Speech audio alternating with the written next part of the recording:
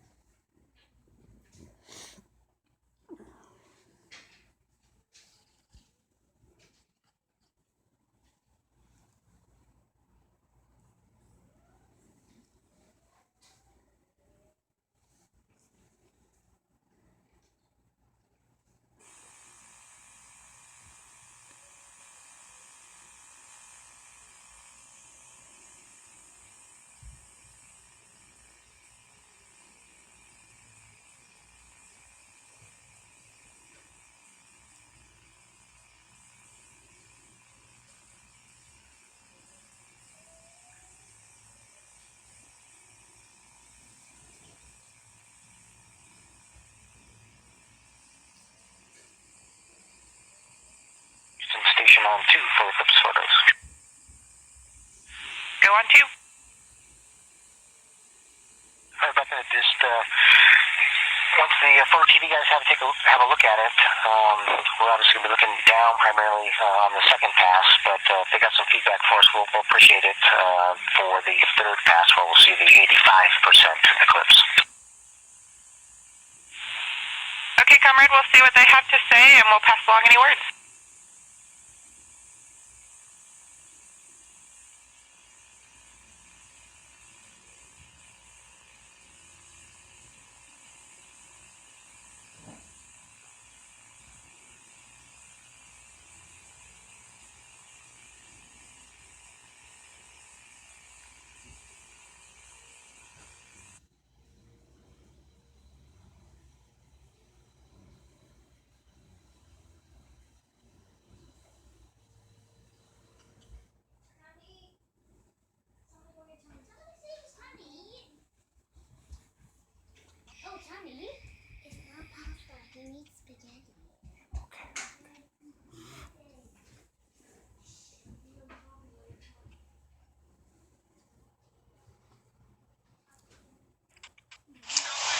Looking out toward the horizon, we await the first glimpse of a total solar eclipse, when the movement of our moon completely blocks our view of the sun. Starting in the air from NASA's Gulfstream 3 aircraft off the coast of Oregon, we anticipate this awe-inspiring celestial event. Over the next 3 hours, we will track the solar eclipse as it moves across the entire United States from coast to coast, observing this incredible event through the eyes of NASA.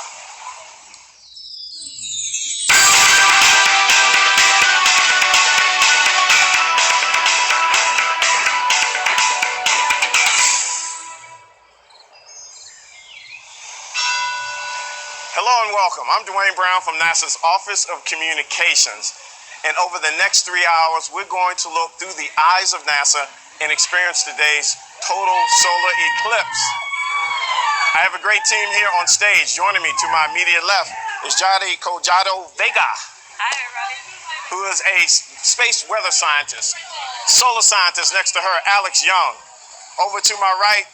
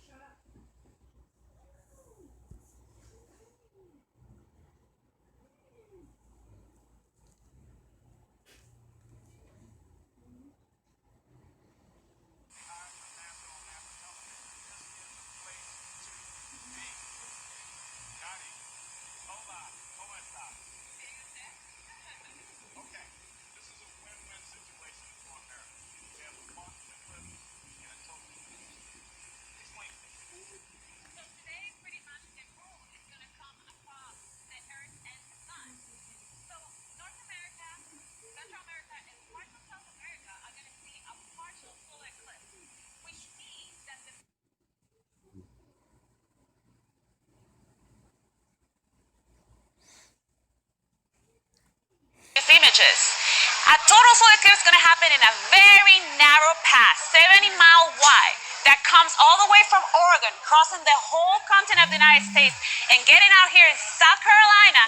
You're going to see a total solar eclipse, which means that the moon is going to completely block the surface of the sun, and you're going to be able to see the solar atmosphere, the solar corona, with your own eyes. Day will turn into night, which means the stars and the brightest planets are going to come out. Jody, Alex, you guys have been waiting for this for a long time, as all these other scientists around the nation. This is the day we've been waiting for, and we're here, Eclipse Central. You guys, if you're here, this is the place to be.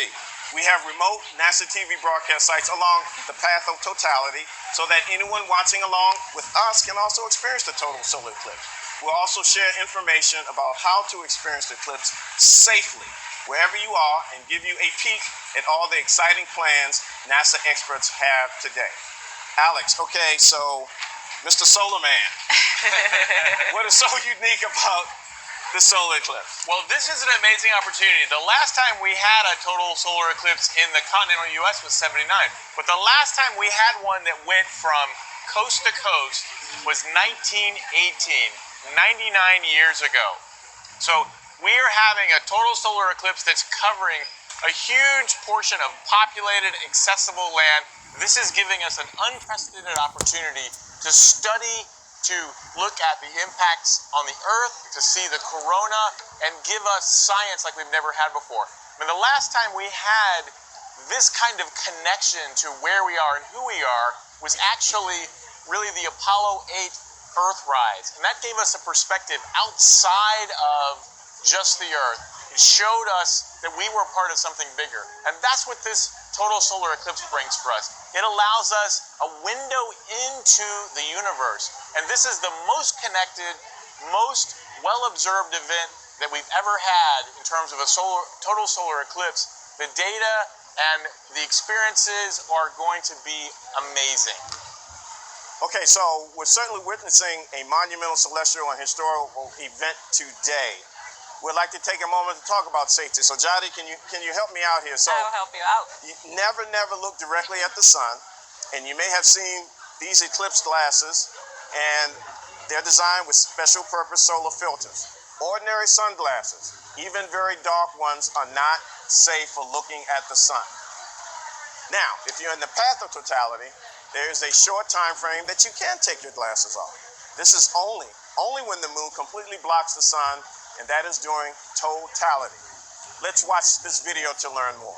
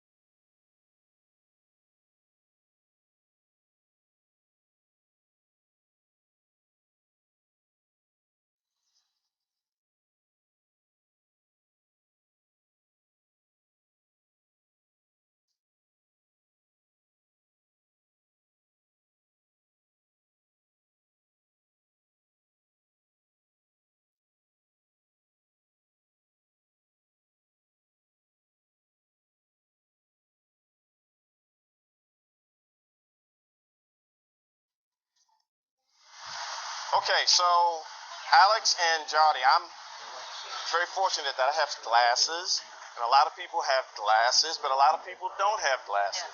So what are other options? Let me start with you, Alex, on how they can view the eclipse. Well, the simplest thing to remember to look at it indirectly is a pinhole viewer. And there's a lot of ways you can make a pinhole. You can take a simple piece of paper, poke a hole in it.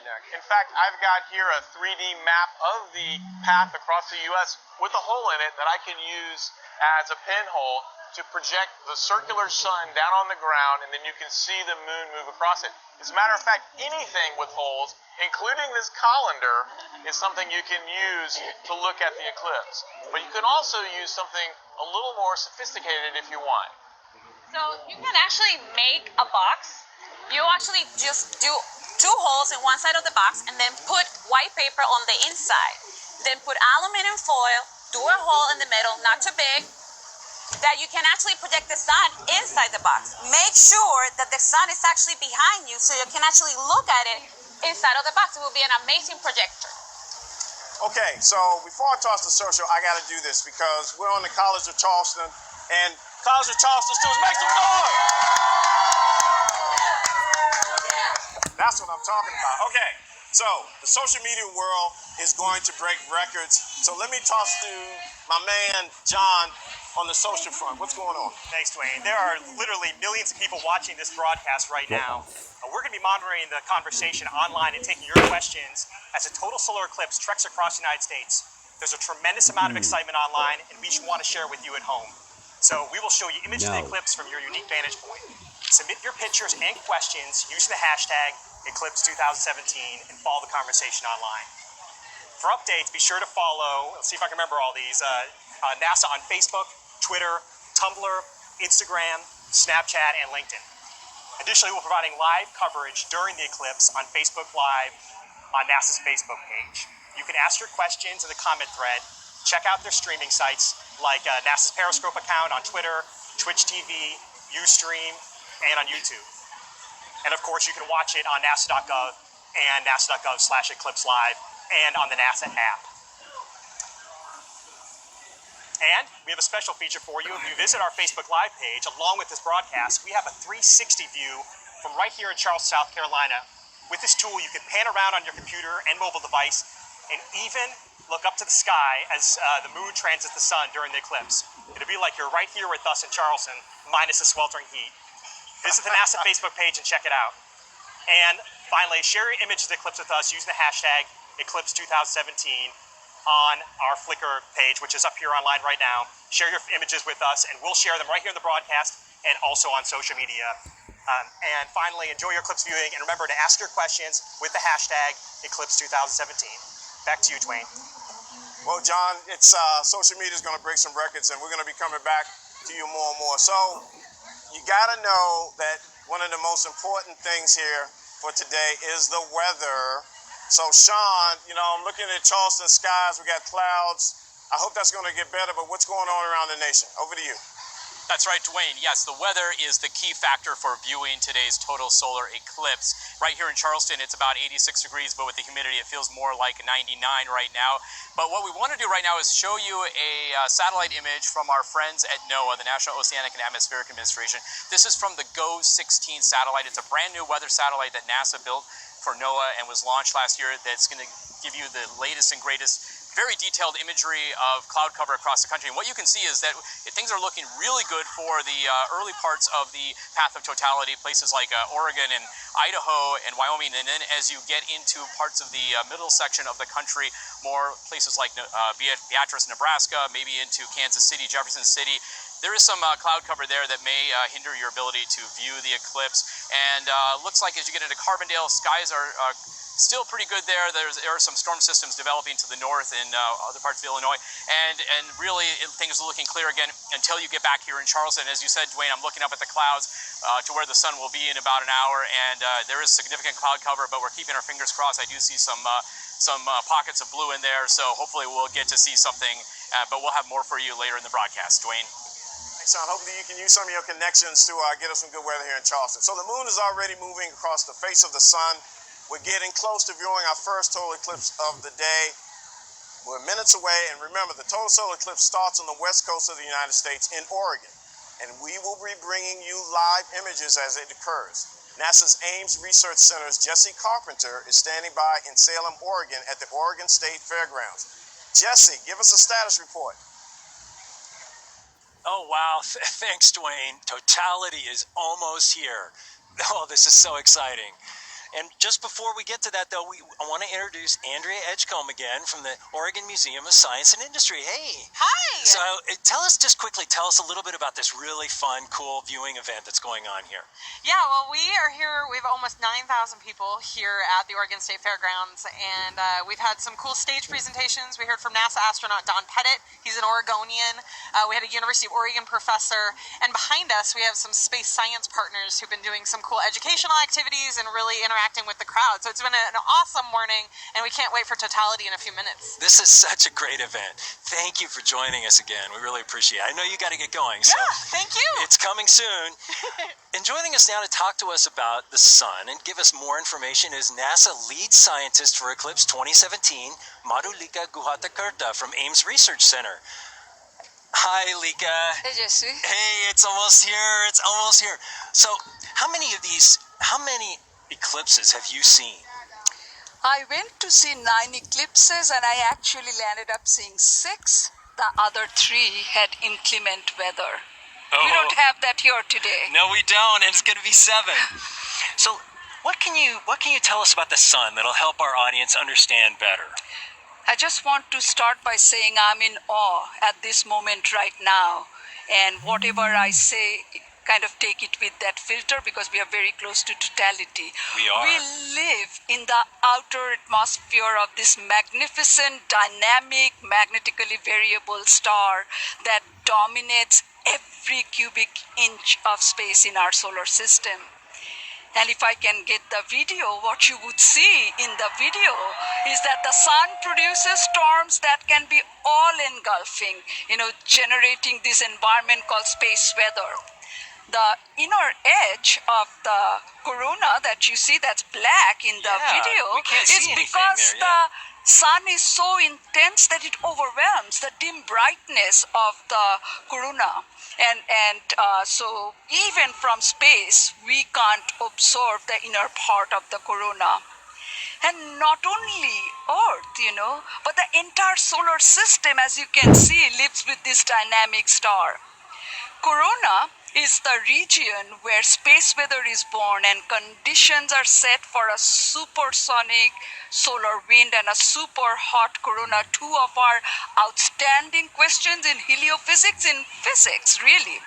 To understand the corona better, NASA is actually going to be launching a mission next year, almost a year from now, how coincidental, called Parker Solar Probe. It is actually going to go touch the sun, and it's going to get closer to any other spacecraft has gone before to the sun to study the corona, to actually sample the very corona that we will be seeing very soon. Yes, we will. It's almost here. Thank you, Lika, for joining us, and thank you for sharing that. So now we're going to take it back to NASA Eclipse Central in Charleston. Take it away, Dwayne. Okay, just now coming in, we have an exclusive sneak peek of the total solar eclipse, and it is arriving at the United States. It's over the Pacific Ocean and about to reach Oregon. This is the celestial event that we've all been waiting and anticipating for years. We'll begin looking through the eyes of NASA out the window of our G3 aircraft. Let's take in the view.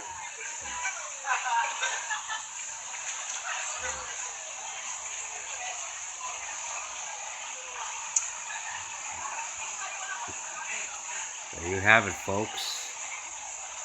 Wow. What an event. And now we're looking at the first glimpse of the total eclipse from the ground. Wait, let's see. That's still the G3. There we go. And now we're looking at the first glimpse of the total eclipse from the ground on United States soil. This is coming to us from Salem, Oregon, where thousands of people are gathered and experiencing this monumental event, a total solar eclipse. Let's take a look and take in the view.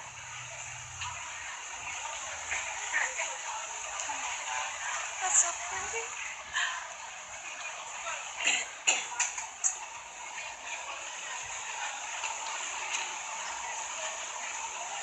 That's the G3 there.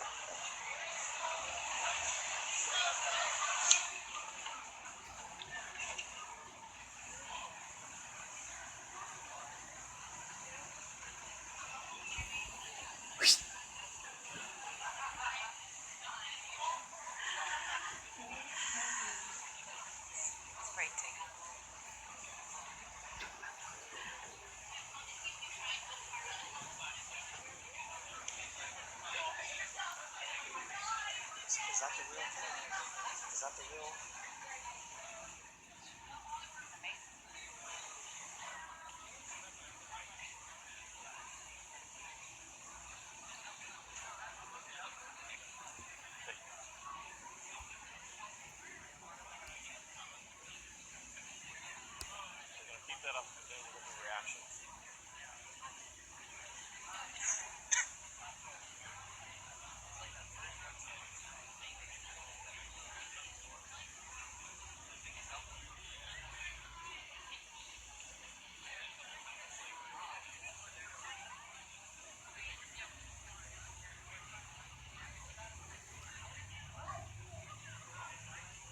Look at this, everyone.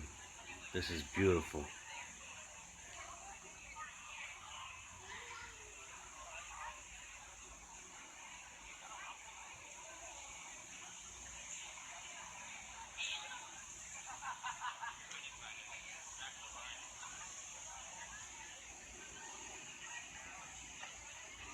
Space station cameras going into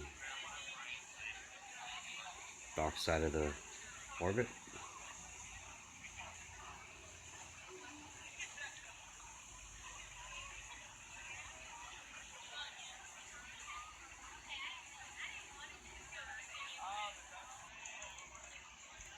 Okay, so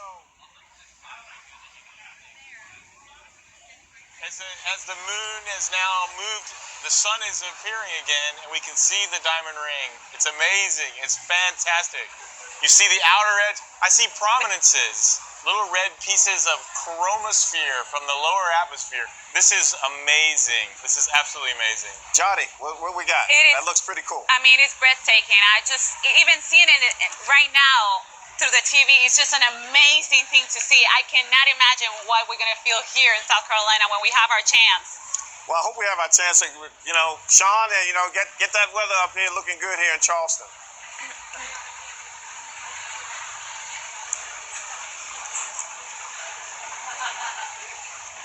Now, So Alex, what are we seeing here? Is that from the G3? That looks like from the G3 because I see spectra there. No, it's still from Salem. That's still from Salem. Yeah. Okay, so you're seeing the bright, actually the camera is causing a little prism effect there, and you're seeing the bright light from the edge of the sun. So that is really beautiful. That's sort of the edge of the diamond ring effect. Yeah. So Alex, a reminder, Alex, so when that diamond ring pops up, that's what people should put That's when people should put your glasses back on. So when you see that diamond ring after totality, that's the signal to you that it's time to put it back on. Yeah. So look now, we see the corona in Madras. That's gorgeous. That's amazing. Being able to look at that with your own eyes is an amazing experience, and that only can be seen when you have this kind of totality. So the corona, that's the solar atmosphere. That's what solar scientists really live for, right? Right. Right. That is the origin. That is where the origin of space weather. That's where it comes from. That's where most of the solar flares and the corona mass ejections, big explosions of particles, originate from. Now, if there was solar activity, would we see it right now? Would we be able to see that popping up on the side? If there was a coronal mass ejection leaving the sun, we could see it there because, in fact, we have seen it in the past, and I'll even show some history later with images that people drew of these coronal mass ejections leaving the sun during a total solar eclipse. Now, why is it so critical and so important to really get this type of view from the sun's atmosphere from the corona? Johnny? You mean like in a total solar eclipse? Yes. There's a diamond. That's the diamond ring again. That's amazing. That's from Madras. Wow. It is important to do this because we do this kind of eclipses artificially, but we do not do it as perfect as nature does. The moon covers the sun in such a perfect way that we see parts of the corona that we don't usually see.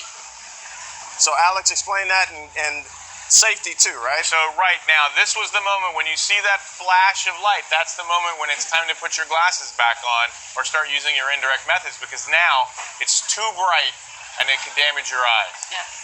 Safety first, people. Always. Wow. So the folks in Salem, Oregon, they're like juiced. They got it. They got the good. They've got a perfect view, and they are seeing one of nature's most amazing spectacles. I can only imagine the reaction on the ground from the folks there. Oh, they are probably completely overwhelmed right now. completely overwhelmed. Well, I certainly hope we get something like that. But yeah. we've got it here on NASA television through the eyes of NASA. And we got the International Space Station coming up and other images only we can bring. Only That's NASA can bring, yes.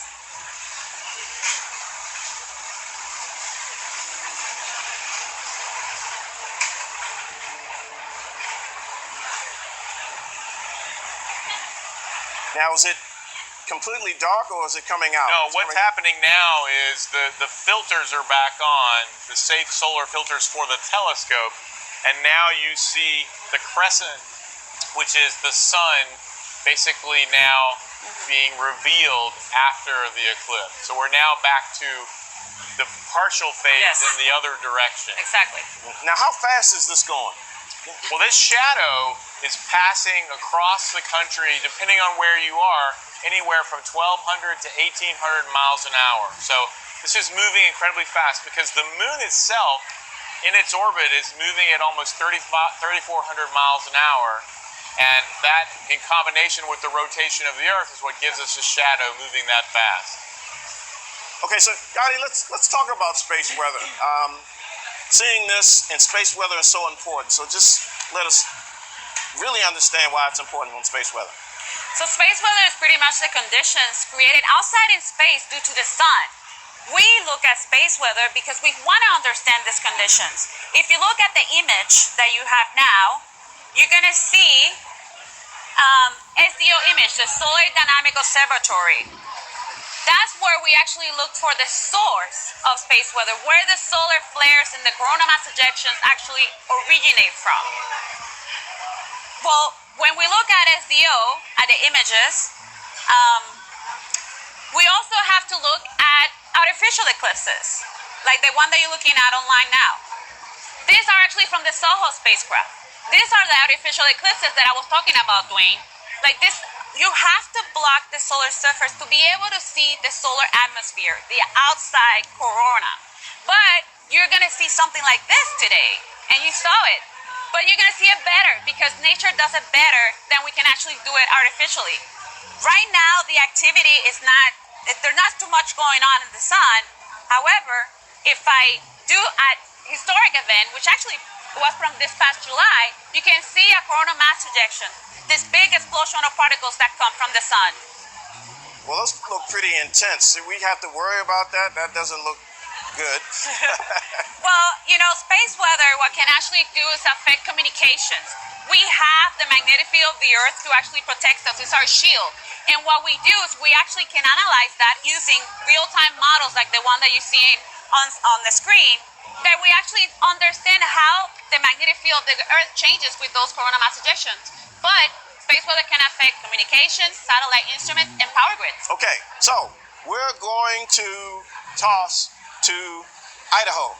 And I think we've really got some good stuff here. Gay Hill, are you there in Idaho Falls? Idaho Falls? I am absolutely here, Dwayne Brown. In fact, looking through the glasses right now, it's so weird. We have a crescent sun instead of a crescent moon. This is I think we haven't had a total eclipse here in Idaho Falls since 1889, 128 years ago. And things have certainly changed in Idaho Falls since then. There's a whole lot more people, especially with all the visitors in town. We're just outside the Museum of Idaho, and we have partnered with the museum to make this an official viewing site for Idaho. And they right now have an exhibit on space, but we also sent in a team of experts.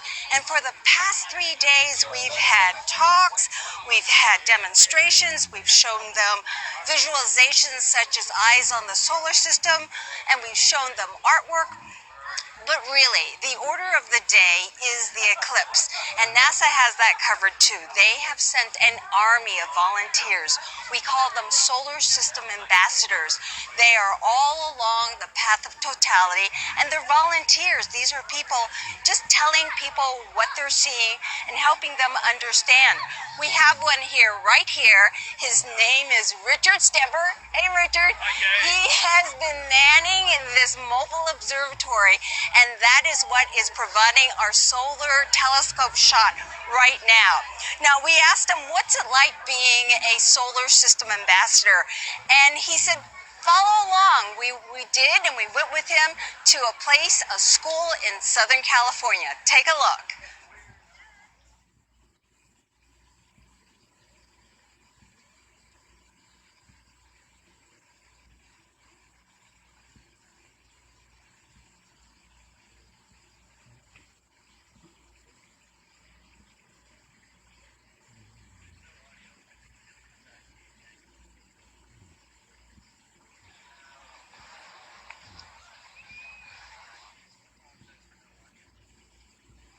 All right, we apologize. There is no audio on that video, but it talks about the solar system ambassadors. There are about 720 in the United States. They get special training from NASA. They learn all about the missions and about the science, and they basically go out to public events all over the country teaching them about NASA missions. If you would be interested in becoming a solar system ambassador yourself, you can. We have a website. Look it up, Solar System Ambassadors. It is a NASA website, and starting September 1 through the end of the month, you can sign up to be a Solar System Ambassador. So check it out on the web, Solar System Ambassador. With me now is Jim Green. Jim Green is the head of planetary science for NASA. He's in charge of all planetary missions and asteroids. This guy knows his stuff. Let's talk about this. Now, you see this eclipse that doesn't happen. It happens once in a lifetime. Wow. But as a scientist, you see it as an opportunity. Oh, absolutely. I mean, we're getting the eerie feeling right now, but when we launch balloons, and there'll be 57 balloons along the path, 30 of which are going to have a planetary experiment on them. And we have video of this. Now, just a few days ago, we had a crew here. They did a test launch for us, and they sent up an imaginary payload for us just to see how it all works. You have actual scientific experiments going up. We do. We have a bacillus. It's a harmless bacteria. We have on 30 balloons 2 coupons where the bacteria will be sprayed. One will stay on the ground, one will be affixed to the balloon. It then will go up to 100,000 feet above the ozone. So the ultraviolet light, also blocked a little bit by the moon, is just like Mars. In addition to that, the temperature and pressure will be just like Mars.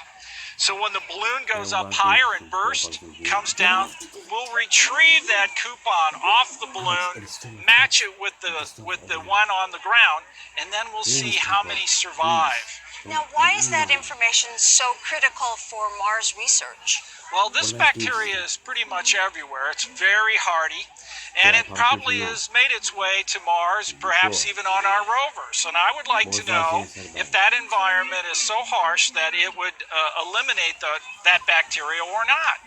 All right.